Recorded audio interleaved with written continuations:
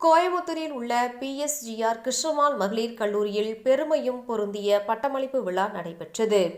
4 தனித்தனி அமர்வுகளில் ஒவ்வொன்றும் சிறப்புமிக்க விருந்தினர்களின் முன்னிலையில் மொத்தம் 2540 மாணவிகளுக்கு பட்டங்கள் வழங்கப்பட்டன.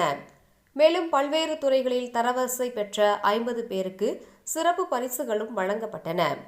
நிகழ்ச்சி பிரார்த்தனையுடன் தொடங்கியது.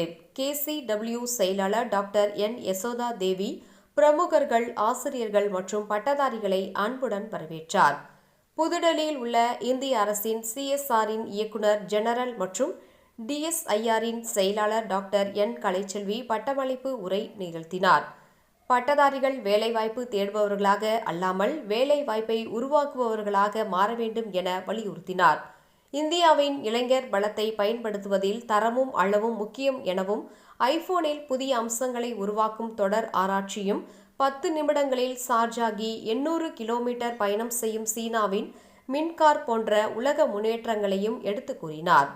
இறுதியாக, பூமிக்கும் அதற்கு அப்பாலும் நல்ல மாற்றத்தை ஏற்படுத்துவது பட்டதாரிகளின் கடமை என அவர் கூறினார்.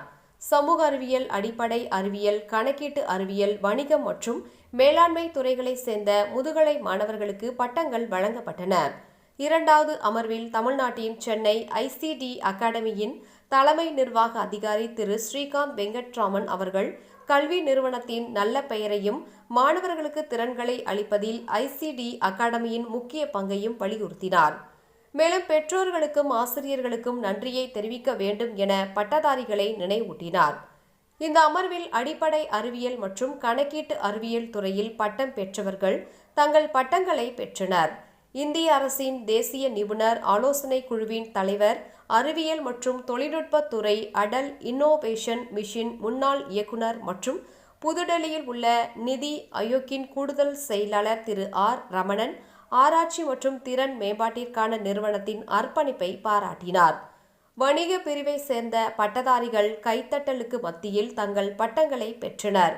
ஒரு பெண் கல்வி கற்றால் முழு சமுதாயமே உயர்வடையும், ஆனால் ஒரு ஆண் கல்வி கற்றால் அவர் மட்டுமே உயரடைவார் என்பதை வலியுறுத்தி அனைவரையும் உற்சாகப்படுத்தினார். பெண்களின் பல்துறை வலிமையை சீதை, காளி, துர்கை போன்ற தெய்வங்களோடு ஒப்பிட்டார். மற்றும் மேரி கோம், கல்பனா சாவ்லா, இந்திரா நூயி போன்ற முன்னோடிகளையும் எடுத்துக்காட்டாக குறிப்பிட்டார். மேலும் தொழில்துறையில் வேகமாக வளர்ந்து வரும் செயற்கை நுண்ணறிவு AI தாக்கத்தை பற்றியும் உரையாற்றினார். தேசிய சூரிய ஆற்றல் நிறுவனத்தின் இயக்குனர் ஜெனரல், உத்தரப்பிரதேசத்தின் அலிகார் முஸ்லிம் பல்கலைக்கழகத்தின் மின் பொறியியல் பேராசிரியர் டாக்டர் முகமது